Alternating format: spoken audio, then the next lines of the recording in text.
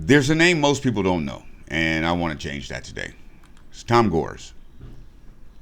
You might know him as the owner of the Detroit Pistons, born in Nazareth, Israel, raised in Flint, Michigan, founder of a Beverly Hills private equity firm called Platinum Equity. Net worth, over $10 billion.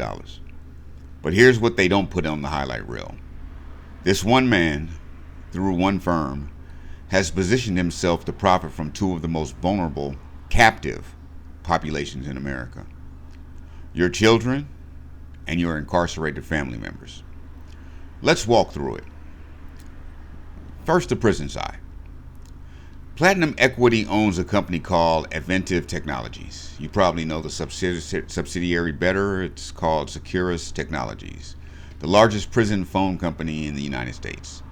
Securus holds contracts with over 3,400 correctional facilities across all 50 states, touching roughly 1.1 million incarcerated people. Now here's how the money works, and I need you to pay attention to this because it's not complicated. It's just cold. Securus goes to a county jail and says, sign with us exclusively, eliminate in-person visits, and we'll cut you in on the revenue. That's not an allegation. That is the contract. In St. Clair County, Michigan, the documented deal reads like this. The county gets 78% of every phone call dollar. They get 50% of every video call. They get a guaranteed $190,000 minimum payment up front, plus a $100,000 technology grant. That one contract paid the county over $400,000 in a single year. And in exchange, no more hugging your kids, no more in-person visits. You want to see your mother? That'll be $12.99 for 20 minutes on a screen. You want to call home? 21 cents a minute.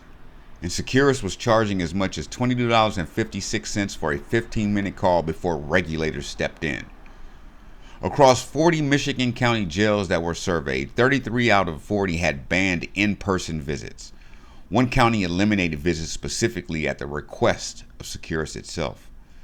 And the contract, and I want you to hear this, the contract allows Securus to reduce payments to the county jail if the jail population drops by more than 5%.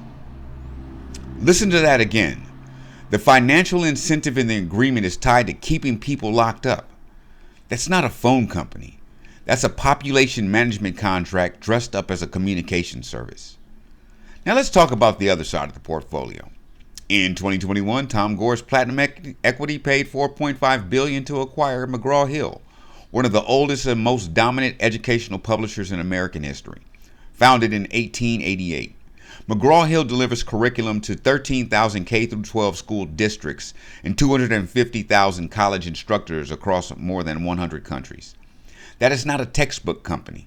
That is an information architecture company. It shapes what version of history your child reads, what science they're taught, what economic frameworks get represented as fact. And now, Platinum Equity just took McGraw-Hill public on the New York Stock Exchange in July of 2025, raising $415 million in the IPO. But don't mistake that for letting go. After the offering, Platinum Equity still controls 87% of the voting power. Tom Gores still calls the shots on what goes in those books. McGraw-Hill is doing $2.1 billion in annual revenue, with 65% of that now delivered digitally, straight into the devices in your child's classroom. So let me put the full picture together for you. One man, one firm, born in Israel, raised in Flint, based in Beverly Hills. He controls the phones your incarcerated family members to use to stay connected, and he splits the money with the government agencies that keep them caged. He controls the curriculum your children are taught from pre-K through college, and he just cashed out a $415 million IPO while keeping 80% of the voting power. Captive audiences, that's the business model. People who cannot choose otherwise. Prisoners can't pick their phone provider. Students can't pick their textbooks. And in both cases, the government is the business partner. The government takes the kickback from the prison phone calls. The government funds the school districts that buy the textbooks. Public money, public institutions, private profit. Now I want to be precise with you because that's how I do it here. Tom Gores is not Israeli in the way you might assume. He's an Arab Christian. Greek father, Lebanese mother. born in Nazareth, which has a large Arab population. His family immigrated to Michigan when he was 5. That context matters. I'm not here to misrepresent the man. I'm here to follow the money.